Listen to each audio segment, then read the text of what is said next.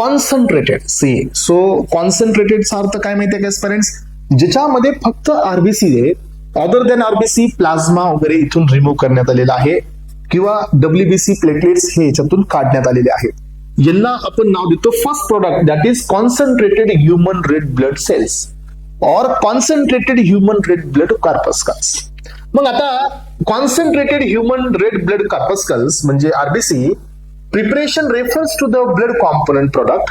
हा बनवणे हे कुठून बनवतो आपण, ब्लड कॉम्पोनंट हा एक ब्लड कॉम्पोनंट प्रोडक्ट आहे that primarily contain RBC cells with after removal of the plasma.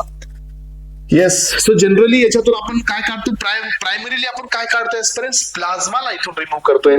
This product is use to treat the patient who need the increase oxygen carrying capacity.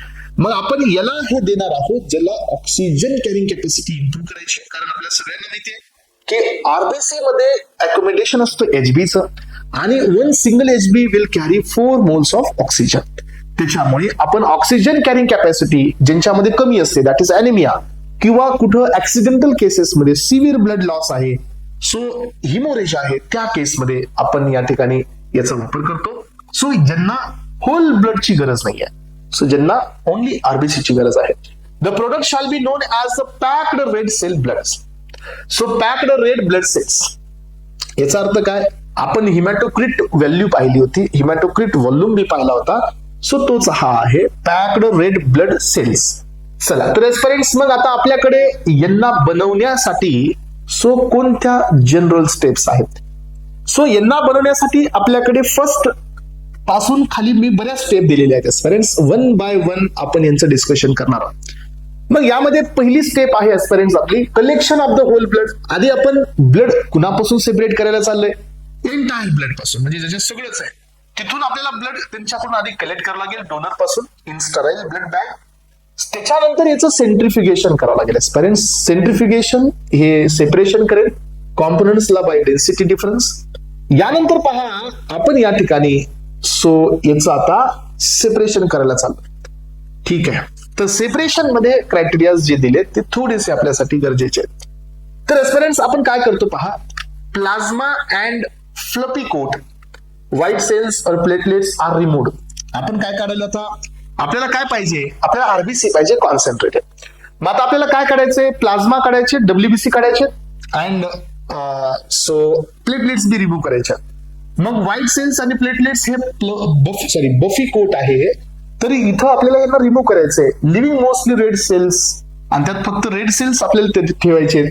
shall not tend to increase the temperature of the blood or normal undisturbed sedimentation. याचा अर्थ काय की तुम्हाला blood मधून plasma remove करायचा आहे, तुम्हाला blood मधून डब्ल्यूबीसी रिमूव्ह करायची आहे, तुम्हाला ब्लड मधून प्लेटलेट्स पण रिमूव्ह करायचे आहेत, आणि you need to concentrate only RBC. पण हे कॉन्सन्ट्रेट बनवत असताना किंवा यांना सेपरेट करत असताना कुठल्याही प्रकारचं टेम्परेचर इम्प्रुव्हमेंट नाही झाली पाहिजे, कुठल्याही प्रकारचं आरबीसीचा जो सेडिमेंटेशन रेट असतो तो अफेक्ट नाही झाला पाहिजे. अलग लक्षात. So packed red blood cells shall be separated from the whole blood. आपण यांना होल ब्लड पासून सेपरेट करतोय. If the whole blood stored in ACD solution within 21 days. पाठीमागच्या लेक्चर मध्ये सांगितलं होतं तुम्हाला मी की एसीडी सोबत जर आपण स्टोअर कराल तर 21 days. जर होल ब्लड जर स्टोअर केलं गेलं CPDA1 सोबत तर हे आहे 35 days साठी from the date of collection. तिथून तुम्ही हे एवढ्या दिवसाच्या मध्ये तुम्ही आरबीसी सेपरेट करू शकता.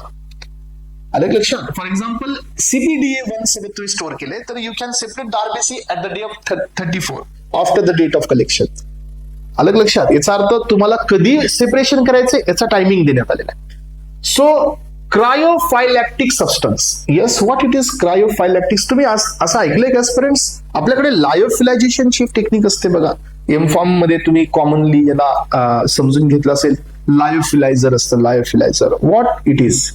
तर आपण काय करतो की एखादा जो लिक्विड सबस्टन्स आहे, तुम्ही आतापर्यंत काय ऐकलं बघा की एखादा लिक्विड आहे, if you wanted to get converted in to the solid, जर तुम्हाला एखादा लिक्विड सॉलिड मध्ये कन्व्हर्ट करायचं then what could be the option. So तुम्ही इमिडिएटली काय कराल की त्या लिक्विडला हीट कराल. So after heating water will evaporate आणि सोल्यूट विल गेट कॉन्सन्ट्रेट आणि तुम्हाला सॉलिड मिळून जाईल. जर तुम्हाला मी असं विचारलं की I want to get conversion of liquid in to solid but you should not use the temperature, then what? मग काय कराल तुम्ही सांगा? येस, तर aspirants we have the so lyophilization, so -55 degree Celsius. So या -52 डिग्री सेल्सिअसला आपण काय करतो? लो टेम्परेचरला लिक्विड हे सॉलिड मध्ये कन्वर्ट करतो, आणि दिस इज कॉल्ड लायफिलायझेशन. आणि ही प्रोसेस होत असताना थर्मल, जसं हाय टेम्परेचरला प्रोडक्ट्स हे डिनॅच्युअर होतात, डिग्रेडेट होतात, तसं लो टेम्परेचरला पण काही प्रोडक्ट्स डिनॅच्युअर, डिग्रेडेट होऊ शकतात. मग त्या केसमध्ये आपण त्यांना थर्मल डॅमेज पासून प्रोटेक्ट करण्यासाठी त्या ठिकाणी आपण क्रायो प्रोटेक्टंट टाकतो. तसं हा लो टेम्परेचरला प्रोसेसिंग जर काही होत असेल तर त्या केसमध्ये क्रायो प्रोटेक्टंट सबस्टन्सेस टाकले जातात. आणि जर असं करण्यात आलं एस्पायरंट्स तर आपला जो एक्सटेंडेड मॅन्युफॅक्चरिंगचा जो टायमिंग आहे, सो युजेसचा जो टायमिंग आहे ह्या पॅक्ड रेड ब्लड सेल्सचा, तर तो खूप जास्त वाढतो. आणि तुम्हाला हे प्रोसेस करायचे आहे -65 डिग्री सेंटीग्रेड. हा, तर इथं असं केल्यामुळे काय होतं की आरबीसी, कॉन्सन्ट्रेटेड आरबीसी जे आहेत यांची, पॅक्ड सेल आरबीसी जे आहेत यांचा एक्सटेंड होतो, यांचा शेल्फ लाईफ म्हणजे टाइम. तर एस्पायरंट्स एक तर आपण असं केलं. आता दुसरी कॉन्सेप्ट काय की आपण इथं प्रिझर्वेटिव्ह टाकू शकतो, हा, to maintain the cell viability. Viability म्हणजे काय? वायबिलिटी म्हणजे सेलची स्टॅबिलिटी, सेल हे सर्वायवल राहणे. तर यासाठी आपण प्रिझर्वेटिव्ह काढतो. सो याच्यामध्ये तुम्हाला माहिती आहे की CpDA1 हा अँटीकोअगुलंट बी आहे आणि he will act as a preservative, because हा अँटीकोअगुलंट काम करतोय तर हा प्रिझर्व करेल, म्हणजे ऍडिशन होणार नाही किंवा क्लॉट होणार नाही. किंवा SAGM सोल्युशन जे पाठीमागच्या याच्यामध्ये पाहिलं, स्टराईल, ॲडेनिन, मॅनिटॉल, हे ग्लुकोज वगैरे हे सोल्युशन असतं, हे आपण वापरतो ऍज अ प्रिझर्वेटिव्ह. यानंतर aspirant you need to label it. तर आफ्टर द सेपरेशन तुम्हाला लेबल करायचं एस्पायरंट्स. सो लेबल करा कॉन्सन्ट्रेटेड आरबीसी आणि स्टोरेज. तर वापस इथं आलो आपण, आपल्या टेम्परेचर कडे लक्ष ठेवायचंय कारण हे पॉइंट आपल्याला हायलाइटेड होणार आहे. So after immediately the processing the packed red blood cells shall be kept at the temperature maintained in between the 2 to 6 degree centigrade. 2 to 6 degree Celsius ला सो स्टोअर करायचं एस्पायरंट्स आणि इन्स्पेक्शन करायचं याचं. So inspection, the component shall be inspected immediately after the separation of plasma during the storage again at the time of the issue. 3 वेळा तुम्हाला यांचं inspection करायचंय, separate झाल्या मध्ये स्टोरेजच्या टायमिंगला आणि इश्यू म्हणजे देण्याआधी, राईट?